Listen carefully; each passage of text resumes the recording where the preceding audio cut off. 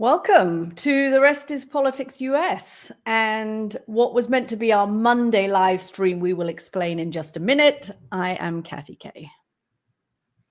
I'm Anthony Scaramucci. So what happened, Katty? Thank God you weren't on a flight to Toronto.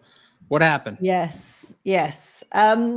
So yesterday we were meant to be doing this Rest is Politics US live stream for our founding members. And first of all, I got stuck at the airport in New York and my flight was delayed by 2 hours. But then I would have made it in time to speak to you all, for which I am still very sorry. And thank you for coming back to us today. But as we were coming into Washington, D.C., we got this announcement over the loudspeaker saying that because of VIP activity at Washington Reagan Airport, they were shutting the airport down for 50 minutes. And we had to circle, which meant that I couldn't join you all. VIP activity is basically Donald Trump. And apparently he's starting to use our local airport more often. And so we can all expect that there. Anyway, it was the journey from hell, but I'm so sorry that I wasn't here. And thank you for joining us today. We got people with us from Oman, England, Suffolk, Glasgow, Romania, Sweden, London, Honolulu. Oh my God, I'm so jealous. Why can't I be in Honolulu? Florence, Italy. You've come in from all over the world and we are so thrilled to have you. Today, we are going to talk about Europe and Trump and Ukraine and the talks that are taking place in Saudi Arabia. The things that J.D Vance said last weekend at the Munich Security Conference, and at the pretty clear message from the Trump administration that Europe is now pretty much on its own. And is Europe up to standing up for its own security in the face of being abandoned by its longtime partner? This feels like divorce. You and I have both been through a divorce, Anthony. I never want anyone to have to go through a divorce. It's very hard to go through. And I think the Europeans at the moment feel like they are on the receiving end of their long-term spouse telling them they're no longer very interested. They've moved on.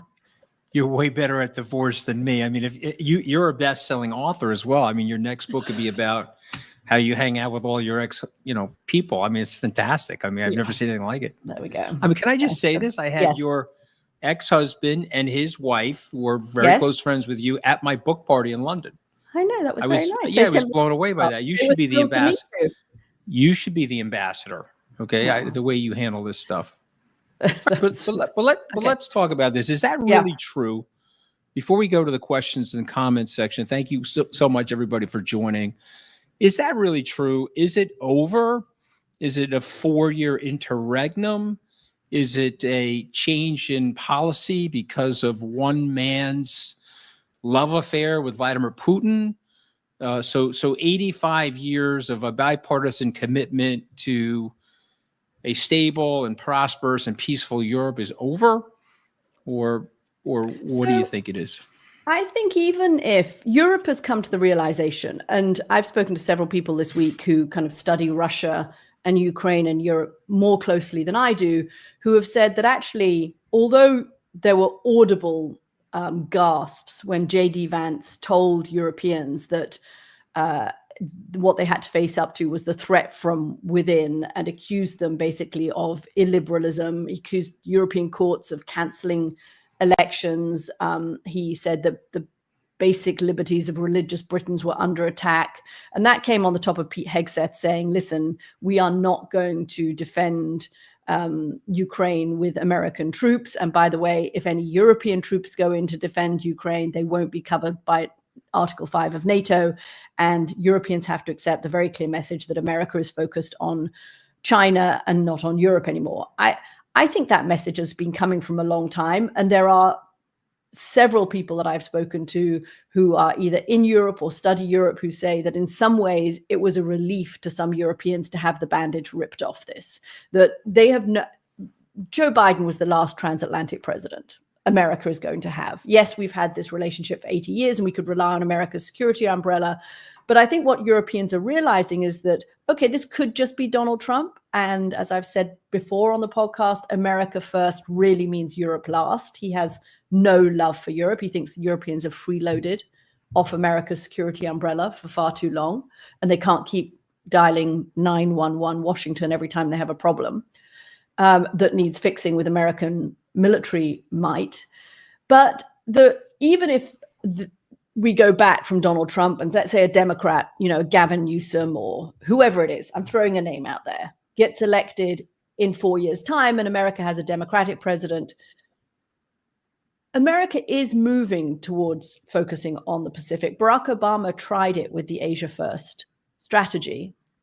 And it's also the unreliability of America because of the seesawing. Who's to say that after 4 years of a Democrat, you don't get another populist in the vein of Donald Trump? And I think that's what's really disconcerted America's allies at the moment, is that there's not a steadiness to American policy at the moment, economic policy or security policy. There's no bedrock of continuity. It goes up, it looks like a kind of, when you go and you have an EKG at the doctors for your heart rate, that's what it looks like at the moment, but your heart is not doing well. Like Donald Trump's signature. Right? It looks like a bad EKG. Is that actually why he does so many executive orders rather than go to Congress? Because he just likes the look of his own signature so much. He definitely likes the look of it. He likes the look of everything about himself. But let me ask you. Let's say I opened up the desk drawer in the Lincoln bedroom, and there was a fat card in there left by Truman. Right, Truman was the last person to renovate that beautiful house, and in the fat card it said, "Protect the West, block and contain the Soviet Union, or now known as Russia, help our neighbors to the south, so that we don't have an influx of immigration." And then the last thing is keep America strong by having a prosperous economy. And so if you did those four things, you're a great president. So we don't want to protect the West anymore, Katty K? I think he has a different concept of protecting the West, don't you?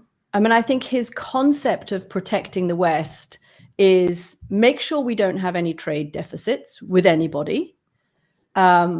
And in order to do that, slap tariffs on people, even if there are friends.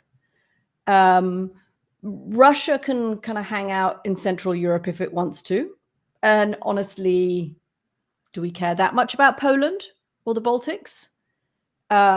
Seems like that's Russia's backyard. Feels like it's a very long way away and isn't strategically important to America. So I think that's the point of view in this administration. And J.D. Vance and Pete Hegseth just articulated it. And those negotiators, Marco Rubio, who probably doesn't believe any of this and is trying to soften, if you read between the lines of what he's saying down in Saudi Arabia, he is trying to soften some of the kind of rapprochement with Moscow, with the Kremlin, by saying, look, a meeting is not scheduled yet. And yes, we are going to consult with Ukrainians.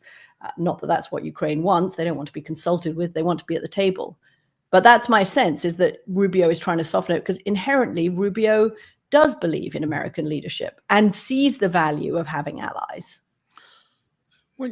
When we negotiated the Versailles Treaty at the end of the First World War,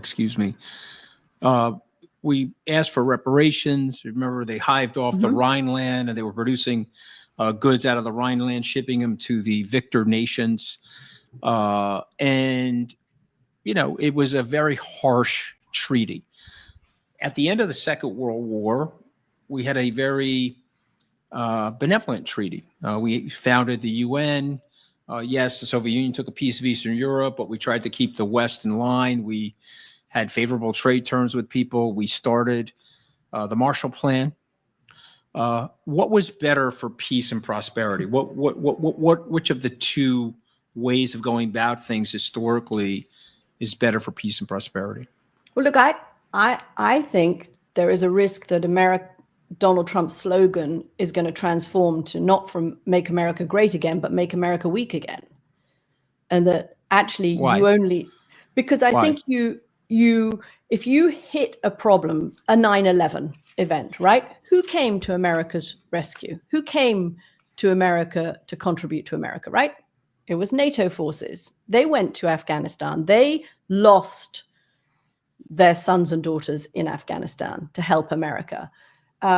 Let's say there's a pandemic, a global pandemic. We're sitting here at the moment with a measles outbreak in Texas and an avian flu outbreak in the United States. Something of a global nature demands some kind of global response. and you are better off if you have your friends on your side. But that's not the way clearly that this administration thinks about it. Don't you think? Very yeah. Listen, it's just very dangerous, though. I mean, so to me, I am mad. I got the country. It's all about me and this country, and you've treated us unfairly. So we're going to create reciprocal tariffs, which not in the interests of American CEOs. We're going to withdraw from Europe. Europeans are now expecting tens of thousands of troops, which have acted as a deterrent since the Second World War, out of NATO, U.S. troops being withdrawn. They're negotiating in Saudi Arabia right now without the Ukrainians there. Mm-hmm. So Donald Trump and Russia are going to decide the Ukrainian war ending without the Ukrainians. That's fairly Prussian, right? Is that the 18th century? Is that the 17th century? What century is that? You cited Sykes-Picot for us last week, and I feel this feels a little like let's carve. By the way, I didn't pronounce it right, so sorry about that, everybody. I'm doing my best. Okay, when you get, Katty's been to my house. Okay, when you've been raised like me, you're just so grateful that you can speak some level of the English language. Okay, your command of the English language is far better than anybody else. Katty has met all the knuckle draggers in my family.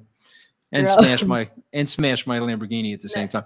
But Katty, okay. I know we got to move on. I know we have to move on, but just one last question, okay? Yeah. Get in the mind of Secretary of State Marco Rubio, raised in the Bush administration, mentored by Jeb Bush, a Cuban American who understands freedom and the projection and the help of freedom almost as well as any public servant in America right now. Okay, go. How is he squaring the circle with Donald Trump? Look, I think in the first Trump administration and in this Trump administration and in the Republican Party in the Senate, and you know them and I have spoken to them too, you have people who say, if I am not there, then the risk is somebody more extreme gets elected. So I think Marco Rubio is thinking, as Secretary of State, here I am. I realize that there are people in the Trump administration, the Pete Hegseths, the Tulsi Gabbards, who's now Director of National Intelligence. Stephen Miller is probably in that group. People around Donald Trump who are saying, look, just let's cut them loose. We've spent far too much money in Ukraine. They've tried to do this deal that the Ukrainians have rejected to get $500 billion worth of Ukrainian rare earth minerals as payback for what America has done so far for Ukraine, which the Ukrainians apparently, and Besant I've heard was shocked by this, said, no, thank you. That's not a deal we're going to take. But they basically want to get what they can out of Ukraine as payback, but give Ukraine nothing else. And I think Marco Rubio thinks, well, look, I can be here as the intermediary and actually try to come up with a deal that means that in 3 to 4 years' time, when Russia has resupplied its military and its economy is doing better, it won't try to take the rest of Ukraine, which is probably the reporting is from American intelligence sources that what Russia would still like to do. So Rubio probably sees himself as the softener. He sees himself as the person that can get the better deal, as he sees it, than would be the case if it was just the hardliners. I would say that's how he squares it. All right. I know we're going to go to something else, but our producer, Dominic, would like me to talk a little bit about Cuba. So just 30 seconds on that. Yeah. We had a ton of refugees leave Cuba after the revolution. They ended up in Florida, most of them in Miami, and they became strident right-wing conservatives. And they've really big Cold War warriors. And they are grounded in this sort of doctrine of containment. They're grounded in sort of the helping of Europe and to defeat communism and push back Russian aggression. Obviously, the Russians took over the island of Cuba with the help of Fidel Castro in the 1960s. They still have some influence there, although it's waning. And so Rubio comes from that. Rubio knows that if we don't fight totalitarianism abroad, he knows from his own life experience and his own heritage that it can happen to you. It can actually happen to your family. See, the indifference here is when I watch Stephen Miller on TV or hey, it's somebody else's problem. The domino is not going to hit me. Okay. But the Europeans are seeing, how far is the Ukraine from Paris? It's a 2-hour flight. Yeah. Probably Kyiv from London. It's about a 3.5-hour flight. So yeah, probably about a 2-hour flight from Paris. So we're talking about New York to Chicago, New York to maybe Minneapolis, something like that. And it's very close. And the Europeans are looking at this and saying, okay, this guy wants to stay in power. And the way he stay in power, he's read George Orwell, we're going to have a forever war. We're going to keep pushing. Why is the Polish government at 5% on the NATO spending? Because they're right there. Yeah, and they're very worried. Yeah, and I think, look, I mean, when you talk to people that cover Russia and Ukraine and are really steeped in this, they do, and there's a question here from Daniel Wood that I think is interesting. Will the sidelining of the EU and UK by Trump, instead of weakening the alliance, actually lead to a stronger Europe militarily, diplomatically, and economically? Now, we had that meeting in Paris on Monday while I was circling over Washington, D.C., and it did feel like the Europeans weren't able to agree on very much. But I think there are people who are seeing this as an opportunity for the the European Union and for Britain as well, to realize that it has to do something. They do have things. They have the capability. They've matched the United States so far in terms of funding for Ukraine, even though most, I think, Americans in the Trump administration wouldn't voice that. They have done. If they said to the Ukrainians, okay, we are going to finance you to hold the defensive lines. We're not going to give you offensive weaponry, but we are going to give you what it takes to hold a defensive line. That, I'm told, would cost about $25 billion a year. That would be something that the European Union could do. They are stepping up their military production capacity, having let it decline over since the end of the Cold War. They really are ramping it up fast. And they do also have one big point of leverage, which is this $300 billion in Russian reserves that the Europeans are holding. And that is not leverage just with Russia. That's leverage with the United States as well. And Europe's sanctions over Russia are also leverage with the United States. A couple of people said to me, although Donald Trump's known for the art of the deal, he's not dealing here. I mean, if you were playing poker, would you sit there with your 4 aces on the outside? No, right? You wouldn't play your aces straight off and let everyone know what you had. I'm revealing the fact that I don't play poker here. But you wouldn't let people know your hand. He's already given away major points in the negotiation. So he's gone to Saudi Arabia with not very much more to give away to the Russians.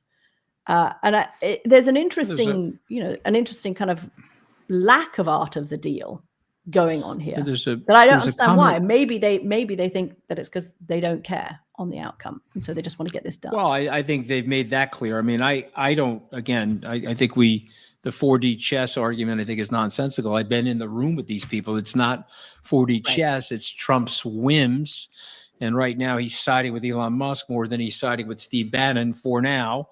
But Trump's attitude is it's very walling off America. It's an isolationist attitude. But there's a gentleman by the name of Bill Flint that's commenting here, which I want to address if you don't mind. As an ex-soldier who served alongside U.S. comrades, I have often found it difficult to understand why an American soldier should die for a continent that did not take its own security seriously. Okay, so this is a great comment. I just want to respond, and then Katty, you can respond. So Bill, this is a great comment, and that is the narrative, and that's particularly the narrative on places like Fox News. But to really understand the history of it, I would recommend some books by John Gaddis.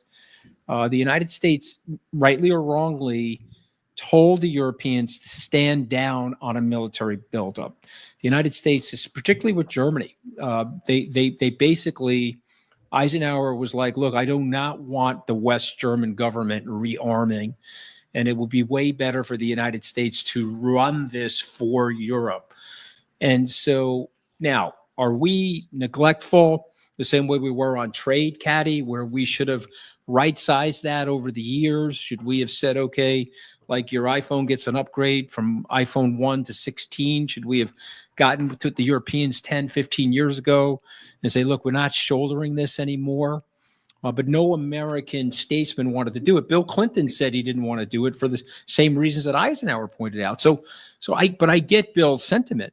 So I don't know. What's your reaction? No, I totally understand Bill's sentiment. And my husband, who served in the British Army before the end of the Cold War and was posted in Germany, where they were known as the 92nd Boys, because if there was a nuclear attack, that's how long they would have lasted. Thank God there wasn't. And they did work alongside their American counterparts. But, the feeling was that America was in Europe after the end of the Second World War to protect America from the Cold War. That's why the bases were built up. Then the Cold War ends, 1990, and you have a decade of kind of peace and prosperity, and everybody loves the United States. And then you have 9/11, right? And after 9/11, that was not the time that America was going to pull back from offering Europe its defense umbrella, because European countries were fighting alongside America in Afghanistan and Iraq. So there was, in a way, this is a delayed process. This process of cutting from Europe and forcing the Europeans to do what they are now finally doing was delayed by 9/11. And then presumably by the invasion of Ukraine. I mean, I think Joe Biden was never going to cut from Europe, but you could see that Barack Obama was already starting to shift America's attention. He wanted to shift America's attention to Asia if that was going to be possible. For those of you listening, we are going to take a quick break, and then we will carry on with our conversation about this very sad divorce. So there's another question that I want to deal with here that I think is also interesting. Mark James has sent this one in. If the Russian economy is tanking, which is what my understanding is that is happening, both the economy is tanking and the military is very stretched. And if the Ukrainians can make it until the fall, actually Ukraine starts looking like it's in a much stronger position than it does at the moment, and Russia starts looking like it's in a weaker position. So Mark is asking, if the Russian economy is tanking, why does Trump need to be so conciliatory at this particular point? And I want to get you to answer that, because I know that you have thoughts on Donald Trump's relationship with Vladimir Putin. Well, we I've said it many times on this podcast, Mark, we could never figure it out. H.R. McMaster, myself, General Kelly, what is this with Vladimir Putin? Now the kids said, Eric and Don Jr., that they got a lot of their money from them. There's been investigative journalists that say that money got pumped into Trump's condominiums from the oligarchs, that he had not met Vladimir Putin, but he had a lot of arrangements and loans and things like that from the Russians. And so, he sees Vladimir Putin as another person that could potentially help him make money, and he likes the Russian culture. I don't know the answer. I don't know what they have on him. I don't think it's a PP tape. And by the way, at this point in Trump's life, given everything that's happened to him, I'm not even going to explain the PP tape. You can look it up, guys. There's a theory that at his Miss Universe pageant, he was with a few hookers. I mean, so to me, I don't think it's any of that. I think that it is something that happened with the Russians, where Trump is either afraid of the Russians or he's beholden to the Russians for some reason. And he's trying. And by the way, we know this, Katty. The Russians have paid a lot of social conservatives and a lot of media influencers. Kevin McCarthy said that Donald Trump was on Putin's payroll. Does everybody remember that in 2016? Mm. So he's doing things that Vladimir Putin would want him to do. A real American strategist would get to Putin and say, hey, man, this is going to end, and you're going to walk back some territory. I think the Crimea is probably over at this point. And like other wars have ended, you're going to cede some territory.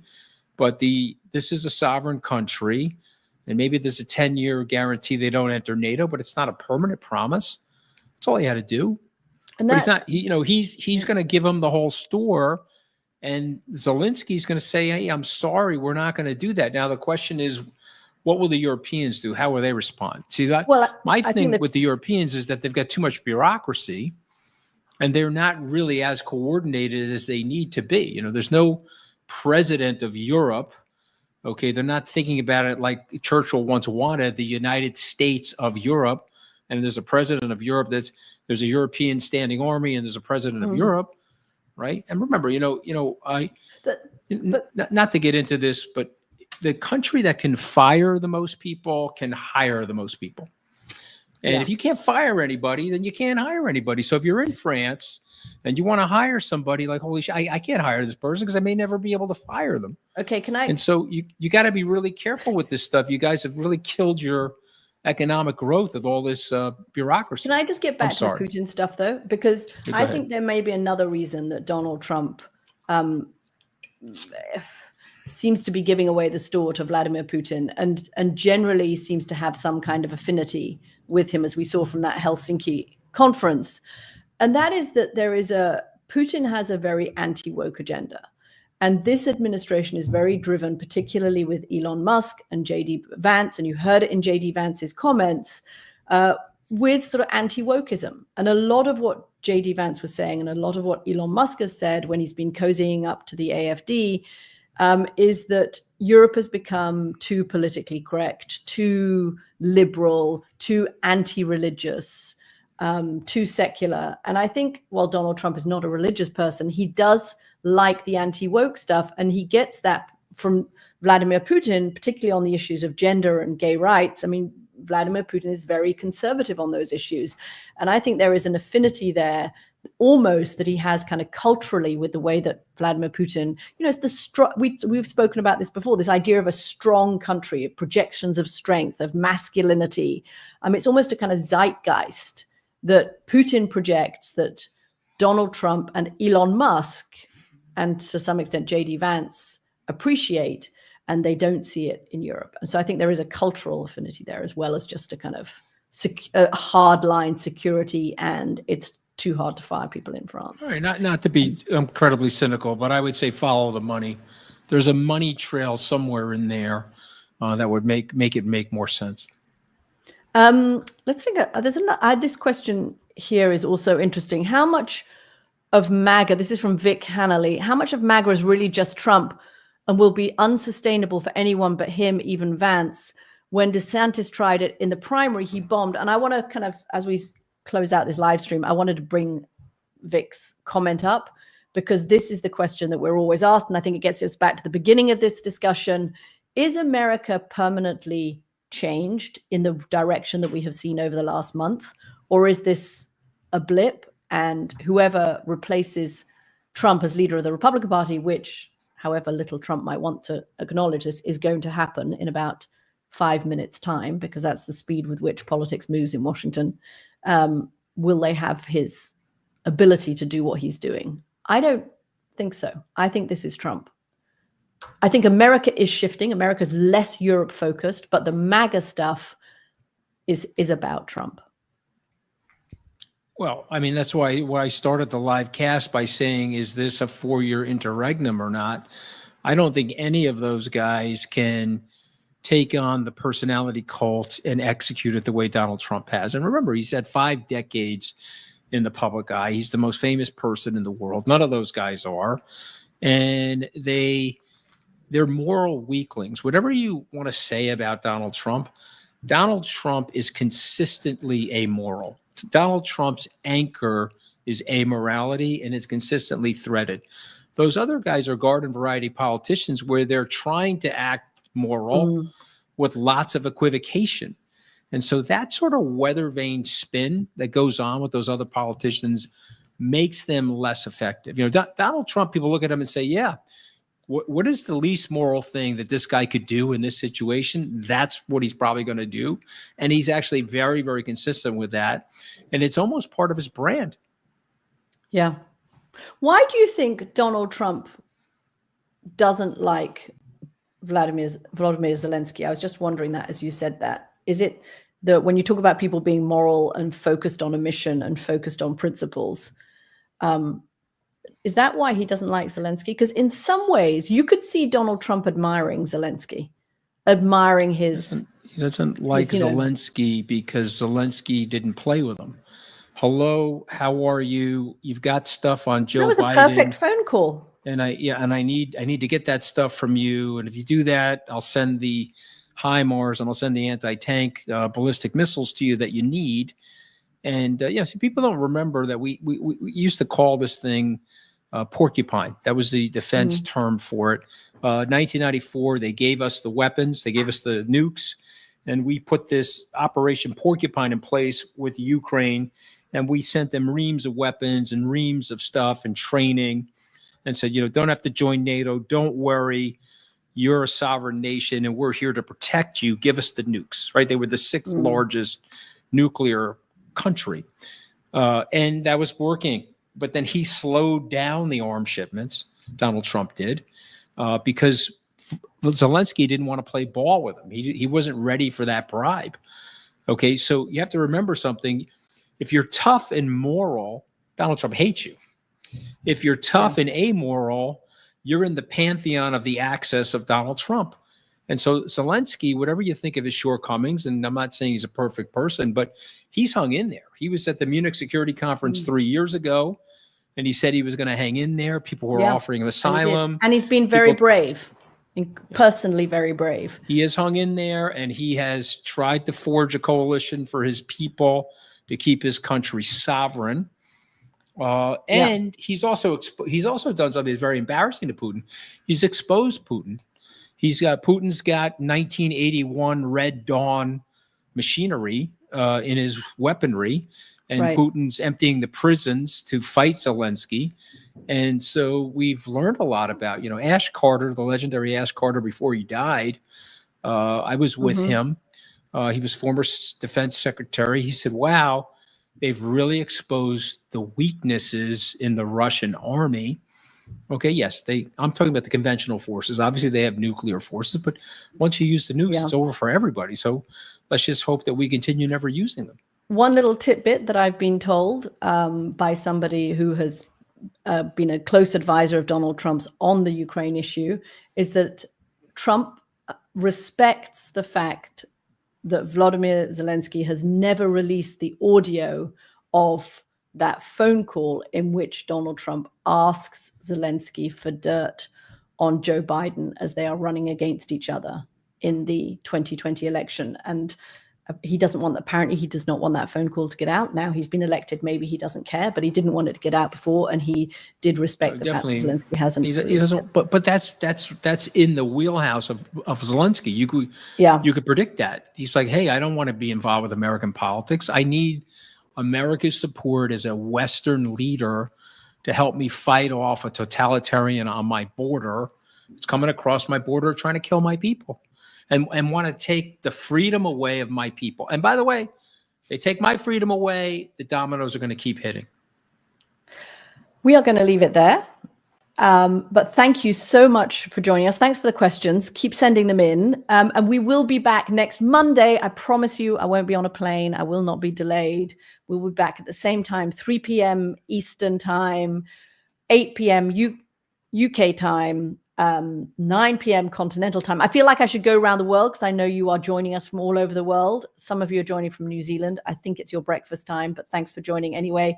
And we will be back next week on Monday for another YouTube live stream. Thank you guys for being with us.